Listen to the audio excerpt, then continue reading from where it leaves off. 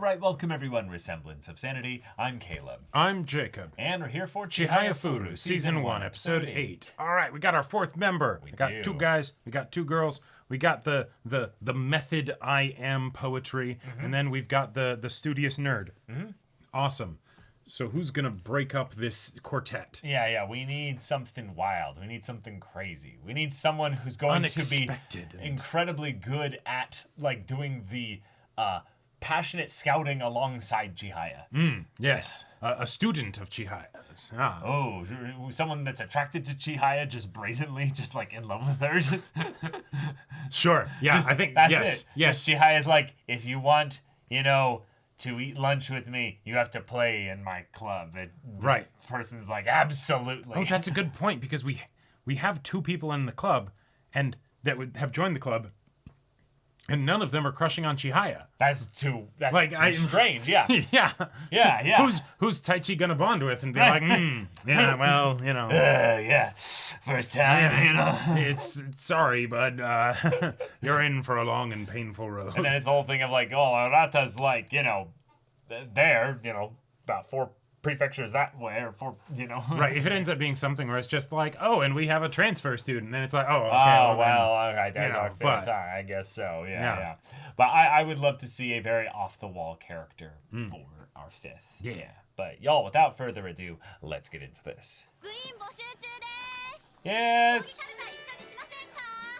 Alright, we got all 4 in full recruiting mode. Oh! Just grab her. Oh.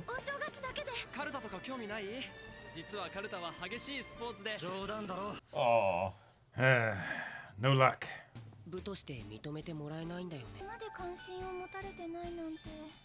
Had you tried blackmail? Okay.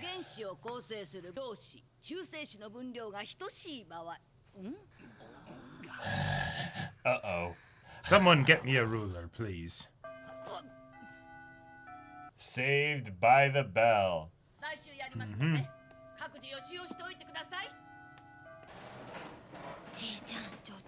The Empress, yeah. No breakfast. Oh. Bro's devouring the rules. Oh, shoot. So there's only 50 of the 100 every time. Uh-huh.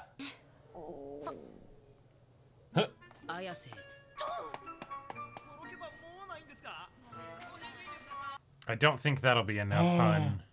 Oh, I've got it. Yep, it's the bigger kid. Yeah, in the opening. Yeah. It's gonna be someone who knows how to apply all those nutrients directly to where it matters. Huh! Are you calling me fat? Yeah. Wait, it is a crush! Yeah. It is someone who's gonna crush on her! Yes! Yes! And he does have bleached blonde hair! He does, that's right. Yes! And he's a character we already knew. What? It's just perfect because he already plays Karuta, Right. Yeah. Yep. Right, so right there in the, in the We've opening. been seeing him the whole time. That goes to show how much attention we're paying.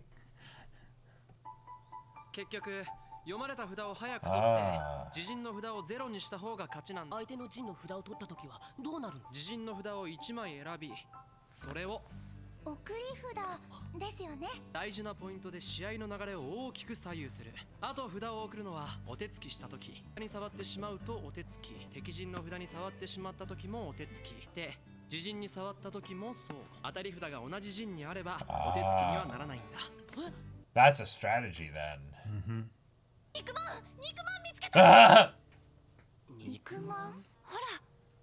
Bro's moved on to tennis though.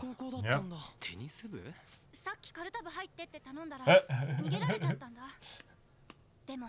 Ambush him. 2 against 1.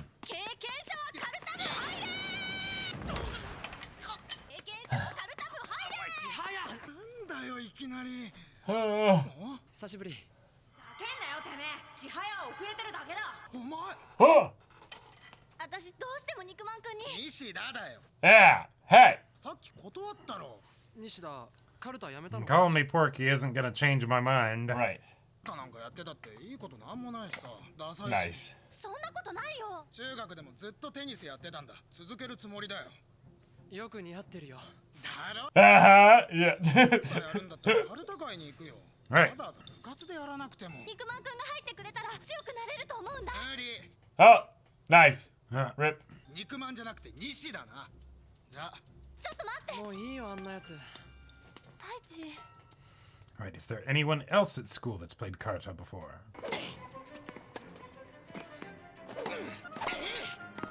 Dang. Yeah. This is a Karuta anime, and they have animation for a different sport Ah, in an episode. what is this sorcery? No, it's just incredible that 肉まんくん運動神経いいんだ。クソだこのくらい。あの時に比べたら。 damn, he got beaten so bad Yep. that it broke his passion for the Arata sport. ended his whole career. Oh my gosh. Yeah, Rata is kind of the Terminator in this story. He's using the poems to like サボらけ。カルタ。 yeah. 6時決まりのタイミング。世の中よ。よし、交代。ボール拾っとけ。はい。 Wow. Mm-hmm. That was dirty. rat. 僕にも仕方なくなる。やっぱりカルタやるべきだよ。しつこいぞお前。カルタの代わりにテニスしてるんでしょ。関係ないだろ。 Yeah. お前にはもう Back off. 部室で待ってるから。ボールをよく見ろ。遅い遅い。 Ah, now he's having it happen again. Mm-hmm.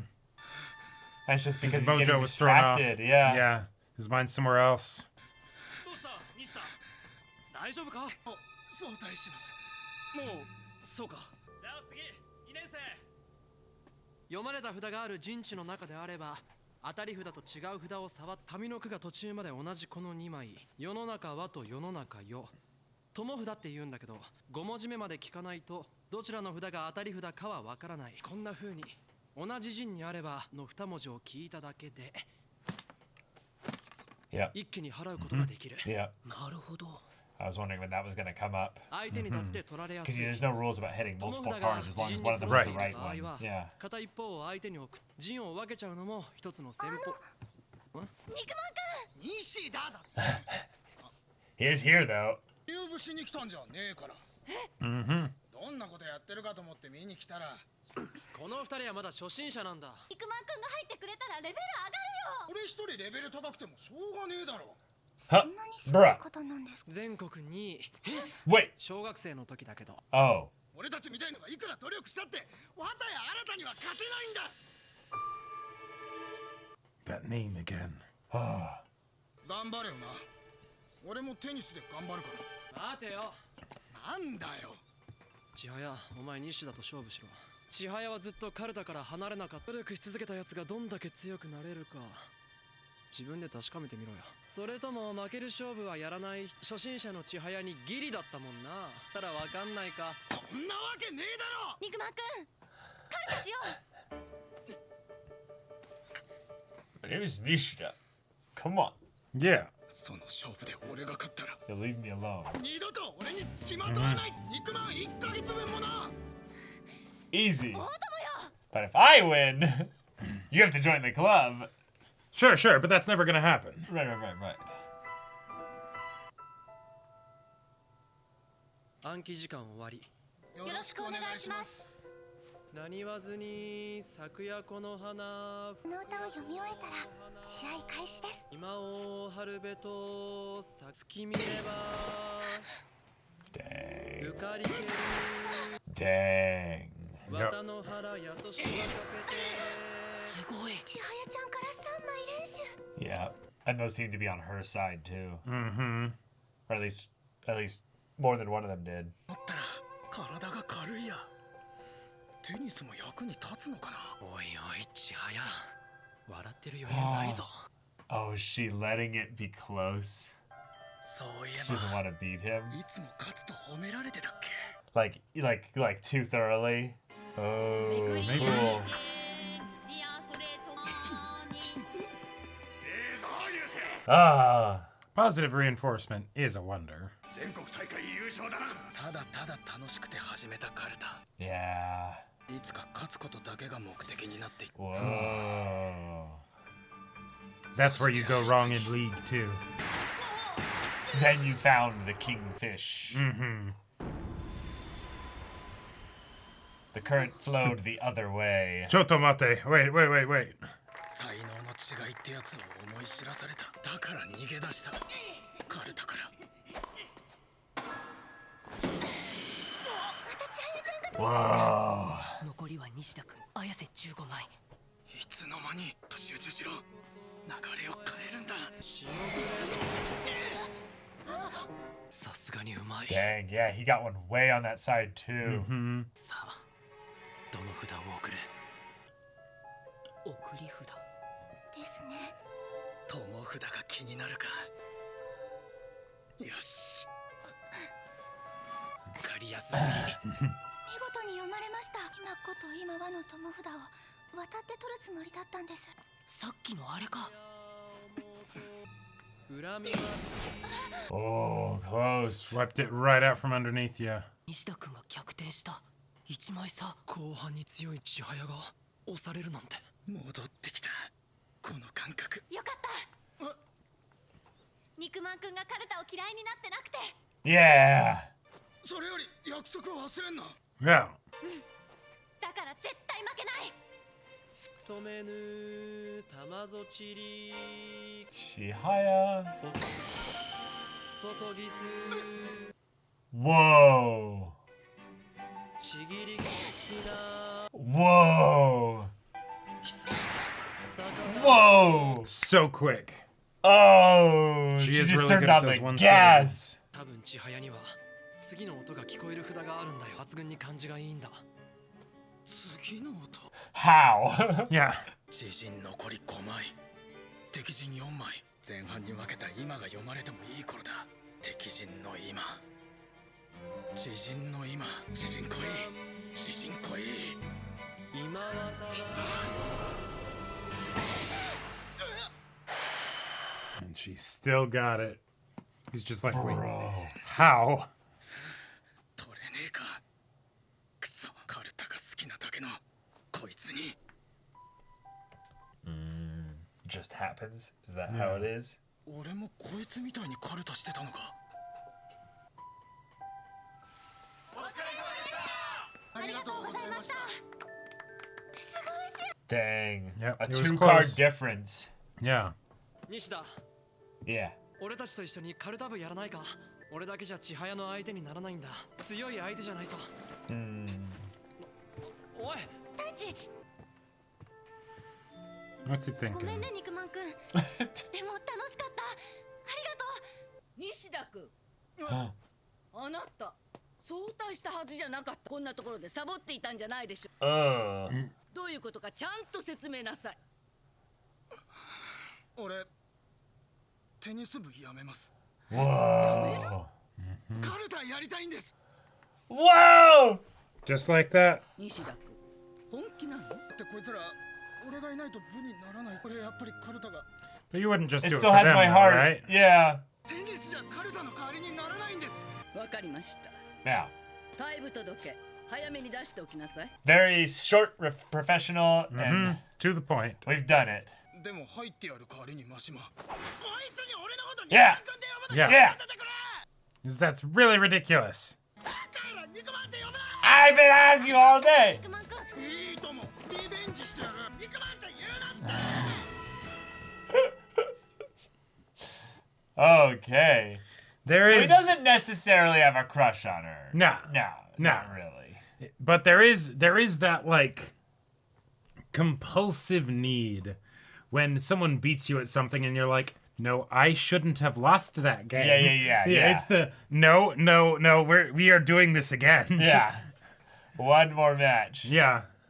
The amount of games that I have like that where I have someone that I know that I'm dead even with as far as skill, those games have like very special like places in my heart because when I beat that person, then I'm like, yeah, that's right. Yeah. Notch number 17 for Caleb, and they're like, I have 20 notches, and I'm like, shut the fuck up. Shut the fuck up. Yeah. I'm crawling back to beat your ass, you know. I don't have a problem with losing. I don't lose. Yeah. I don't have a problem with losing. I can stop anytime I want, you know. Right. Yeah. Cue for next game. Cue for next game. Oh. Yoshi. A little end credits scene. カルタ部私の仲間 We did it. Yeah. 私も一人じゃないよ All right. Number 5. Yep. And it's our guy from the opening. Of course it was going to be him. I thought that was just going to be one of the players that they play against because he already played Karuta and he's just, in his own little group or what have you. And it would just be somebody that they'd play against in the future, you know? Right. No. He's actually the one that just joined their club because... Turns out he goes to their school. He goes to their school, I guess. Right, which is of course like, he does. Which is one of those things. Hey, let's be real here. Chihaya, you clearly just didn't know that he went to your school, but like... That would have been maybe an important first thing to do, is to be like, okay, I'm familiar with who a lot of the people that are good at Karuta in like the professional scene are, since it's so small. So small. Let me check the yearbook real quick. Yeah, that's the part that actually I'm really astonished by, is that you encountered people in a society for Karuta, and you didn't call the guy who leads the whole thing and was like, hey, do any of your players go to my high school? Go to my school. Yeah. Well, now that you mention it, one of them does. Amazing. Yeah. But as we know, Chihaya never picks up the phone. Anyhow. Damn. Anyhow. I love it. Point being, Porky, a.k.a. Nishida, he is a loud, boisterous type. Oh, yeah. He is the bleached blonde hair one. He does have a rowdy gimmick. I'm here for it. Yeah. And it's that he's actually as competitive, or more so, than Chihaya. Right. Debatably, around the same level of competitiveness. Yeah. Right, exactly. Chihaya has a kind of obsession that is definitely tough to compete with. But this dude, like... Yes, his soul got absolutely crushed by going up against the Karuta god, Arata. Yes. But when he's like, I'm going to do something else, he actually, like, fully commits to it and gets really good at that thing. Even though it involves, like, a lot of running. If I were that guy, I would not particularly want to do a lot of running as, like, my, regular thing. Yeah, but in a lot of ways, I think what he really liked about tennis, and this is a really funny, small detail thing here, as someone who played a bit of tennis when I was younger. You know what his arms are doing when he's playing tennis? They're swiping. They're swiping. Yeah. It's a very similar muscle motion in a lot of ways to Karuta. Oh, yeah. So it's something that he could understand, but it would keep him, like, physically, like, active and excited.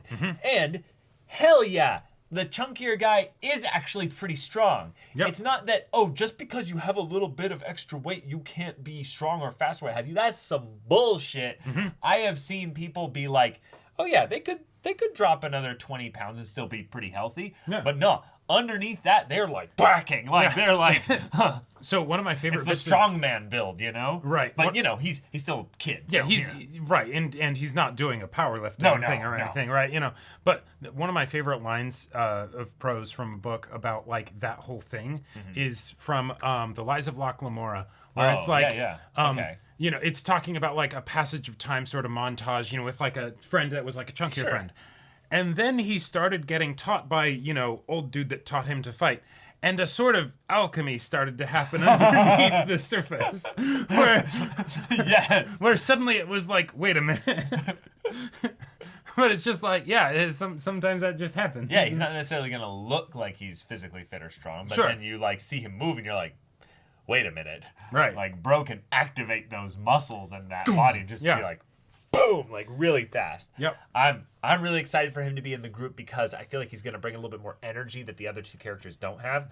I already saw something that is a little bit worrying in this episode where they seemed relegated to we're going to comment on the thing because we're learning and don't understand it yet. So they might not be fully realized characters for that much of the season here. Although they do have a reason to do that in that they're still learning the game. So that's it's not as detrimental to their characters as it would be for people where it's like, okay, come on, why are you saying this? No. I understand that. I'm just saying that then they're not really going to be focused on as characters that much. That's my worry. Yeah. So hopefully that's not an issue. But this episode was rather simple. We got him by the unrelenting stalking Chihaya technique. Yep. Which is, hey, he was using tennis to replace Karuta because of that loss against Arata, but he needed something that he could have that catharsis and joy of winning and positive reinforcement in. Right. And that means in a lot of ways he really does have the heart of an athlete, but he doesn't have what I would call the spirit of an athlete. Okay. He is not necessarily doing this for the fun of the sport itself. Even though that's where it started. Even and though I love that's that where it distinction started, of yes. like, at first I did it because it was fun. But somewhere along the way, it became about winning, and that is the big thing that ends passions, right? Like where it's the originally it can, yeah. where it's like because the whole thing of like the talent versus skill thing that we talked about from like the previous episode. A lot of that times it's just because the person enjoys it so much that they put in all the practice and discipline and hard work, but it doesn't feel like any of those things because they love it, right? Yeah. That's certainly what the case was for Arata because, hey, his grandpa was, so awesome at it and he was really into it and he loved his grandpa. So of course he gets really into this thing, right? Chihaya gets these friends. Yeah, of course she's going to be super into Karuta, right? Yeah. But then, oh, hey, if you're maybe by yourself, right? And then suddenly you're like, wait a minute, I just got clapped. Right. And I was really enjoying the fact that I was winning this. Yes. Like the winning thing, that was still working for me for a long time after it became about winning. Right. And then suddenly it didn't. Yes. Shit. And that didn't change with him like going back to the Karuta club. Right. No, it was still I'm going to win, and you beat me, but it was only by 2 cards, and so help me God, you won't win the next one, Right, I was thinking about my backstory during that time, so that doesn't count. Yeah. Right, exactly, yeah, right. I was unfocused. Yeah. Yeah, and this guy being focused does mean that he's able to then enjoy the sport itself. I think generally speaking, when you're thinking about the rewards and the recognition of winning, you're not actually thinking about the sport itself as much as you are thinking about what's going to happen after you're done playing that game or that match or what have you. Sure, yeah. And thus, you're not actually as focused in the thing as you can be. A great kind of a great way to measure this. And I'm sure a lot of other athletes or just people that have competed in a thing, and Jacob, you as well, can probably experience this. When you basically feel that you become nothing and you enter the zone and you're in the thing that you're doing and nothing else matters or what have you, you're aware of your entire body, and in that moment, you don't actually feel or notice any of the other things because you're so focused and locked in on this thing. I feel like when you then experience the loop of, I told my body to do this thing and it did the thing. I told my body to go move into this the zone way, enter the zone, and I did. Yeah. That gives you a high, a feedback, a joy from it that can then perpetuate the same thing, and then you start looping, and it's just, it's so good. Well, and it's fascinating to see, like, it's something that I've been that's been occupying a lot of my headspace recently because of fencing. Yeah. Because that's something where you have to very much be like present. You can't be consciously thinking. Right. Otherwise you'll tense up. You'll be slightly, like behind, out of time, or, things like that. Right. And there have been times, and I've been told a lot of stories where the people at the fencing school that are like ridiculously good will just not be like fully present, right? They're not actually like focusing on what they're doing. And then, because the instructor wants them to basically like show off or something, they'll be like, hey, lock in basically, Yeah, right? yeah. And then it's like, oh, right. And then they do, and then Suddenly they start playing way better. yeah, they do something awesome, right? Yeah. And it's like what's the difference between those things, right? Yes. What is it? What is it about the brain state or whatever that suddenly makes you do that, right? I think generally the idea is that you have a shift in perspective. And I mean it literally from a first person to a second person. You go from like a first person to a second person Like an perspective. out of body experience. Yeah, you're almost. literally that's the negative, is that you're looking at yourself. Okay.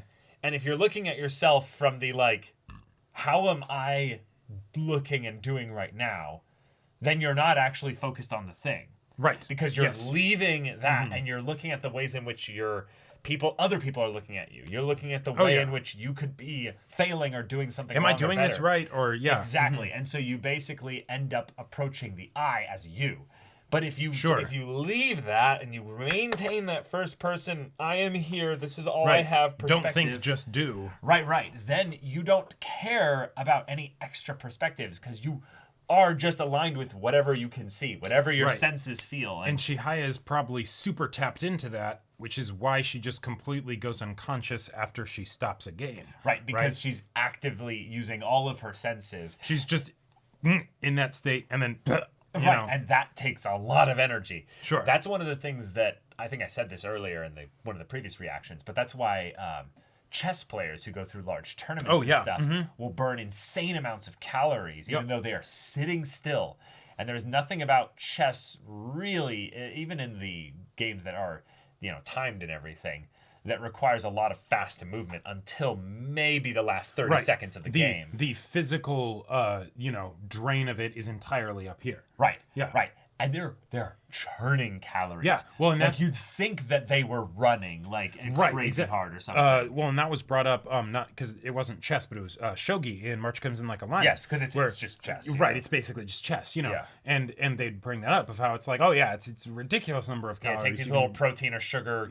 like things. sugar, things because you just need to keep your energy up because a tournament that goes over a whole day can get real crazy. Right, and that one was brought up because an individual game can be hours long. Right, and whereas, so whereas in chess it's much if faster. they're having but- a 12-hour tournament day, that's ridiculous. Yeah. Right, but with Karuta, where your body is activated, constantly being on your knees, which that's just not good for anything in your body. So the fact that this sport exists shows also that it's not professional, because there's so many things about it that I wouldn't want my body to be in that position for more than 30 minutes at all. Even if you take all the precautions and you have a really nice cushion for your legs to be on, or whatever. Maybe you've got pads on your knees or what have you. Right.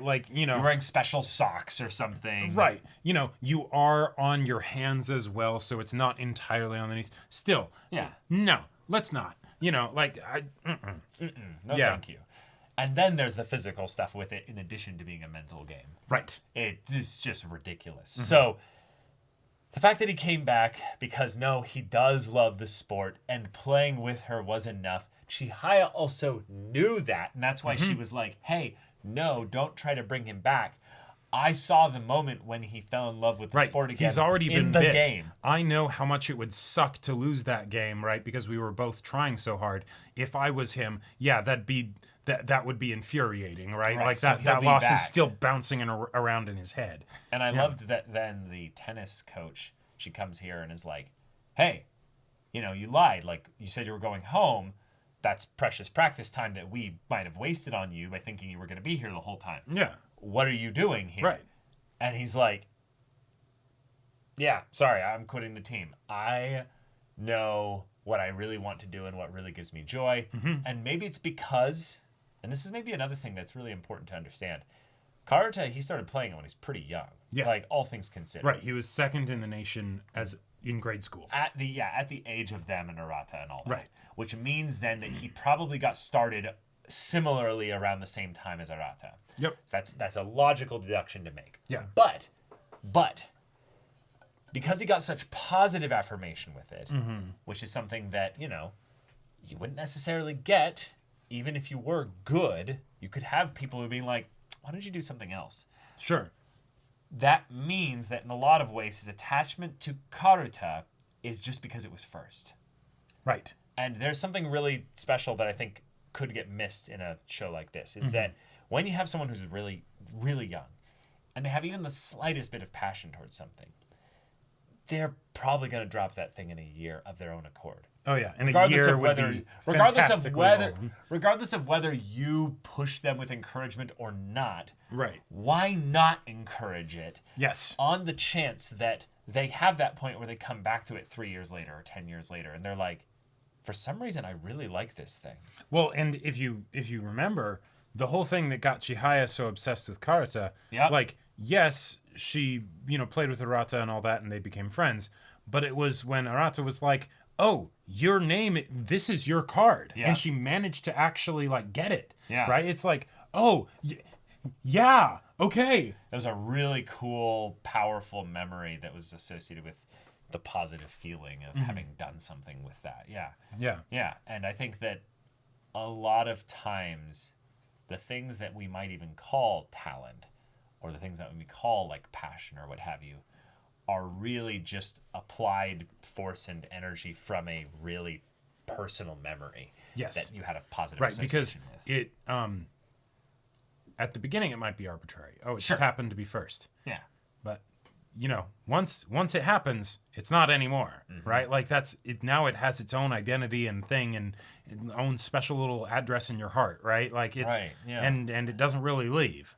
Yeah, it can, but it can. It might never. It might never. You don't know. Like there are first loves with regards to things, passions, and memories and what have you that can stick around much longer than you'd think. Like I can think about the ways in which there are certain games. I'll just use games as an example here because that's what Karuta is.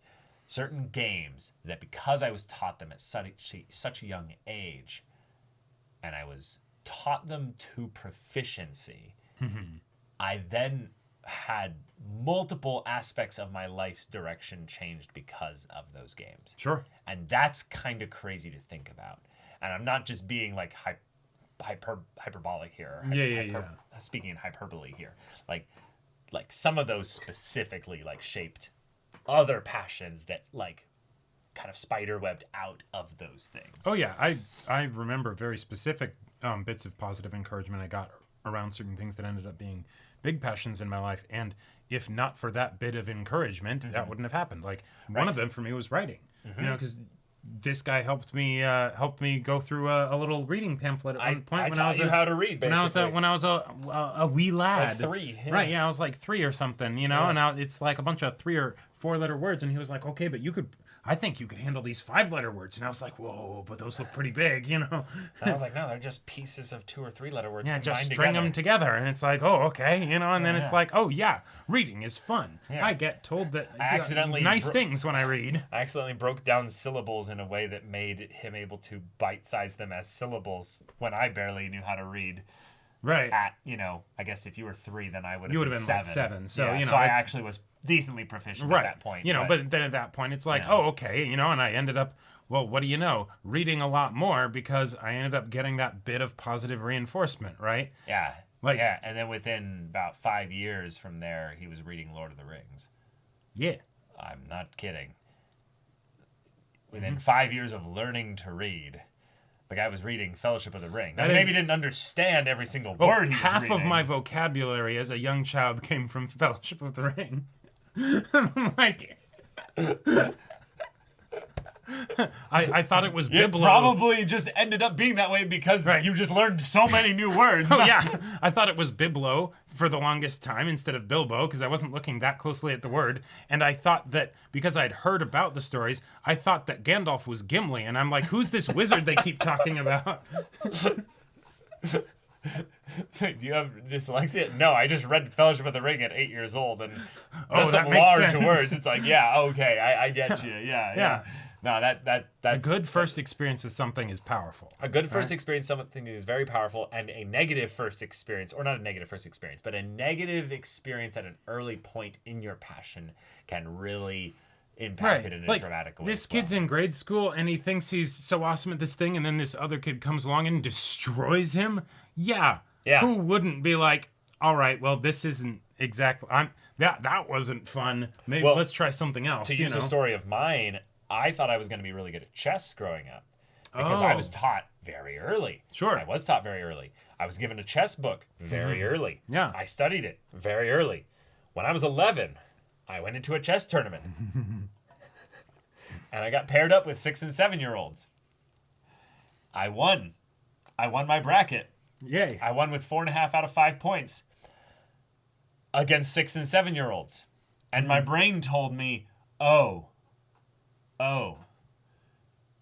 you probably would never, ever win a tournament against people your age. And it just had me like go, oh, and I never did another tournament again after that. Damn. So winning was enough. Second place can really suck. Like, well, second place can really suck, but I think it was when I tied, the person I was playing against was 7. and you're like, but And I was like, oh, you could have beaten me. right. And the reason why we tied was because I messed up. Like, it was my game to win, and I was winning. And then you messed it up he forced a tie. Yeah, exactly.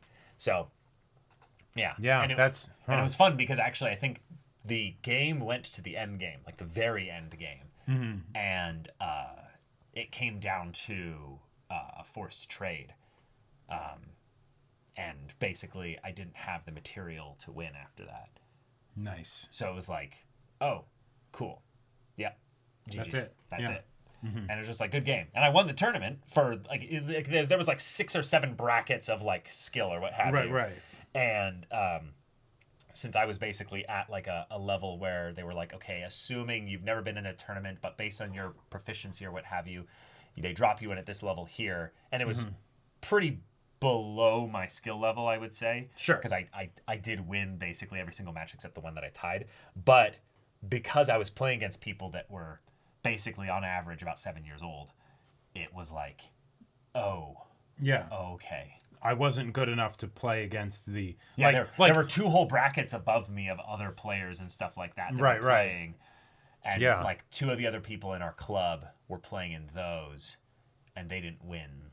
Like, they didn't win theirs. Like, they did well, but they didn't like Right. get into like the first place spot for those brackets or what have you.